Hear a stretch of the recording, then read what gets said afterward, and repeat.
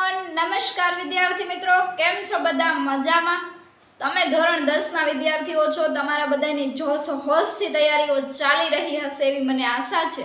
પણ આજે આપણે સૌથી જાજા માર્કનું સૌથી ઇમ્પોર્ટન્ટ ચેપ્ટર છે સ્વાધ્યાય 13.1 ચેપ્ટર નંબર 13. સ્વાધ્યાયમાં બધા ઇમ્પોર્ટન્ટ જ છે, 3 સ્વાધ્યાય કરવા કમ્પલસરી છે. બટ જો તમે ડાયરેક્ટ આ વિડીયો જોવો છો તો એ પહેલા ડિસ્ક્રિપ્શનમાં મેં થિયરીનો વિડીયો મૂક્યો છે. ખાસ વિદ્યાર્થી મિત્રો પહેલા તે જોઈ આવજો થિયરીનો વિડીયો, જેથી તમને આ દાખલા છે તે આમ ફટાફટ આવડી જવાના છે. તો આજે આપણે દાખલા નંબર 1 જોવાનું છે. તો એમાં આપણે વર્ગ જોઈએ તો વર્ગ તમને આપ્યો છે 0 થી 2, 2 થી 4, 4 થી 6, 6 થી 10, 10 થી 12 ને 12 થી 14. જ્યારે આપણે વર્ગ નાનો આપ્યો હોય ત્યારે સૂત્ર કયું આવશે? આગળ જેને થિયરીનો વિડીયો જોયો હશે એને ફટાફટ આવડી જવાનો છે. તો ચાલો મને તમે કહો કે હવે અહીંયા કયું સૂત્ર આવશે? તો કે x બાર મધ્યક શોધવાનો છે એટલે x બાર જ આવશે. તો કે x બાર બરાબર સિગ્મા fi xi ના છેદમાં સિગ્મા fi. હવે તો કે આના માટે આપણે fi જોશે, xi જોશે ને fi xi જોશે.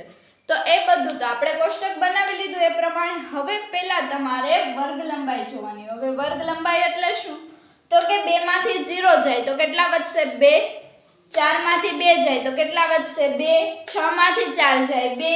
10 માંથી 6 જાય તોય 2 જ વધશે. 12 માંથી 10 જાય તોય 2 જ વધશે. 14 માંથી 12 જાય તોય 2 જ વધશે. હવે બધામાં 2 2 વધે છે તો એને કહેવાય વર્ગ લંબાઈ. તો h બરાબર કેટલા આવશે? 2. હવે fi પહેલી જે આવૃત્તિ હોય છે, પહેલી માહિતી હોય છે એને વર્ગ કહેવાય છે. બીજી માહિતી જે તમને રકમમાં આપેલી હોય એને આવૃત્તિ કહેવાય છે. એ બધું જોઈને જ લખવાનું હોય છે. તો આપણે આવૃત્તિ લખી નાખીએ. તો 1 2 1 5 6 0 થી 2 2 થી 4 4 થી 6 6 થી 8 આવશે. સોરી વિદ્યાર્થી મિત્રો, અહીંયા 6 થી 8 આવે છે, અહીંયા 8 થી 10 આવશે, અહીંયા 10 થી 12 આવશે, અહીંયા 12 થી 14 આવશે. બરાબર. તો હવે 6 થી 8 ની છે એની વર્ગ લંબાઈ કેટલી, આવૃત્તિ કેટલી આપી છે આપણે? 5 6 2 અને 3. તો હવે સિગ્મા fi એટલે આનો ટોટલ આવૃત્તિનો ટોટલ આપને કેટલો થાય છે? આનો સરવાળો કરો. ચાલો ફટાફટ વિદ્યાર્થી મિત્રો પેન કાઢી બુક અને પેન પાસે જ રાખજો જેથી ફટાફટ આન્સર આવી જાય. ચાલો 1 2 1 5 6 2 ને 3 આ બધાનો સરવાળો કરો અને મને ફટાફટ કહો કે આવૃત્તિ કેટલી આવશે? કેટલી આવશે? 20. તો અહીંયા આપણે લખીએ 20. હવે તમારે xi શોધવાનું છે. તો xi કઈ રીતે વિદ્યાર્થી મિત્રો આપણે શોધશું? તો કે બંને વર્ગનો સરવાળો ભાગ્યા 2. બંને વર્ગનો સરવાળો એટલે 0 + 2 કેટલા થશે? 2. 2 ભાગ્યા કેટલા કરવાના? 2. અહીંયા રકમમાં 2 છે એટલે ને વિદ્યાર્થી મિત્રો સૂત્ર છે કે બંને વર્ગનો સરવાળો ભાગ્યા 2. આ ખાસ યાદ રાખજો. અહીંયા 2 છે એટલે મેં 2 નથી લીધા. બંને વર્ગનો સરવાળો ભાગ્યા 2 આ સૂત્ર છે આપણું. તો બંને વર્ગનો સરવાળો 0 + 2 એટલે 2. 2 ભાગ્યા 2 કરશું તો કેટલા આવશે? 1. હવે જ્યારે આપણે એક વખત xi શોધી લીધો પછી બધાની વર્ગ લંબાઈ સરખી છે તો વર્ગ લંબાઈ કેટલી છે? 2. તો આમાં 2 2 2 2 2 ઉમેરતું જવાનું. તો 1 માં 2 નાખીએ તો કેટલા આવશે? 3. 3 માં 2 નાખીએ તો કેટલા આવશે? 5. 5 માં 2 નાખીએ તો 7. 7 માં 2 નાખીએ તો 9. 9 માં 2 નાખીએ તો 11 અને 11 માં 2 નાખશો એટલે કેટલા આવશે? 13. ચાલો હવે આપણે xi મળી ગયો છે ને સાવ સરળ વિદ્યાર્થી મિત્રો કે એક વખત શોધી લેવાનું 0 + 2 ભાગ્યા 2 એટલે એક જવાબ આવશે. પછી જોવાનું કે બધાની વર્ગ લંબાઈ સરખી છે, h સરખો છે તો કે હા, તો h જેટલો આવ્યો હોય એટલો આમાં ઉમેરતું જવાનું. હવે fi xi એટલે fi ગુણ્યા xi.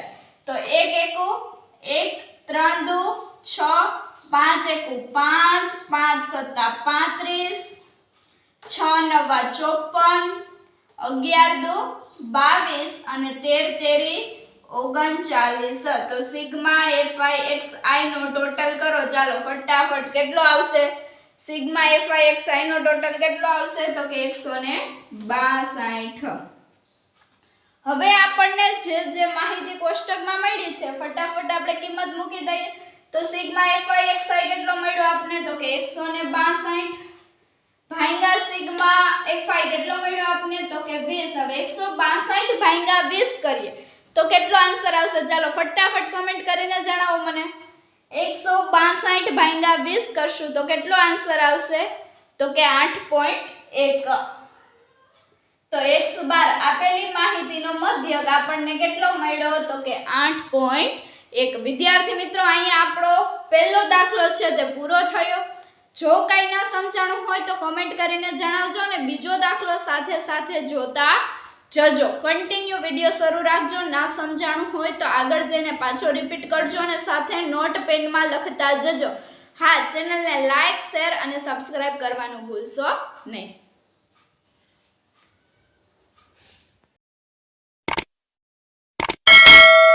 હવે આપણે દાખલા નંબર 2 સ્વાધ્યાય 13.1 નો જે બીજો દાખલો છે એ દાખલો આપણે જોઈએ. તો એમાંય તમને મધ્યક જ શોધવાનું કીધું છે. તો હવે મધ્યકના 3 સૂત્ર છે.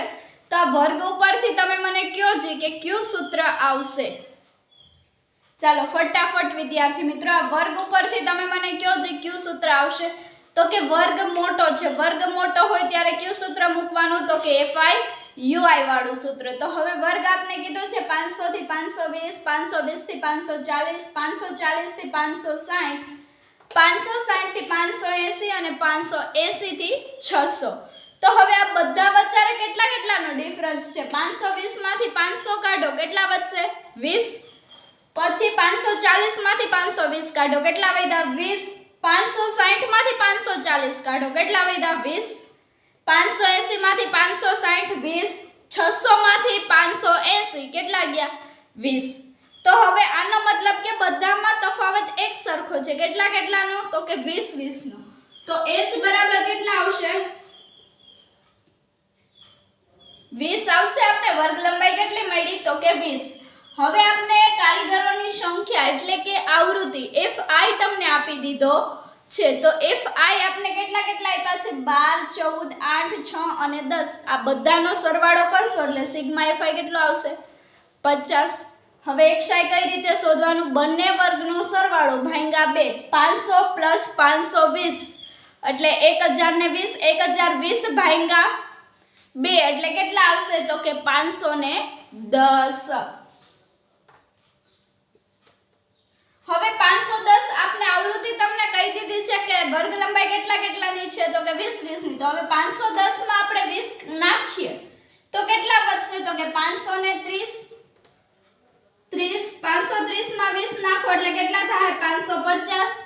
550 માં 20 નાખો એટલે કેટલા થાય? 570. 570 માં 20 નાખો એટલે કેટલા થાય? 590.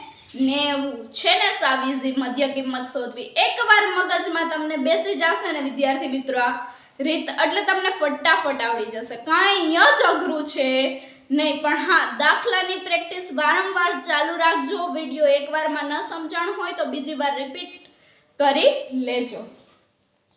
હવે પ્રશ્ન આવે ui શોધવા માટે પહેલા તમારે xi માંથી ગમે તે એકને a ધારવો પડે. શું ધારવાનું? a. પણ એ જો હું તમને ui સાવ સીધી રીતે કહું છું કે આમ ફડાકે થઈ જાય ui એ રીતે સમજાવું છું. તો જો તમે આ પહેલી સંખ્યાને a ધારશો ને તો એની સામે 0 આવશે. બરાબર? પછી અહીંયા નીચે કેમ લખ નાખવાના? એકડા લખ નાખવાના. 1 2 3 અને 4 જેટલી સંખ્યા હોય એટલા અંક આવશે. જો તમે અહીંયા વચ્ચે a ધારશો તો અહીંયા 0 આવશે. આ બધી પ્લસ સંખ્યા આવશે. એની ઉપરની કેવી આવશે? માઈનસ આવશે. હવે માઈનસ વાળી સંખ્યા આવશે તો તમે કન્ફ્યુઝન થઈ જશો કે આ માઈનસ ને શું કરવું, આમ શું કરવું, આમ શું કરવું.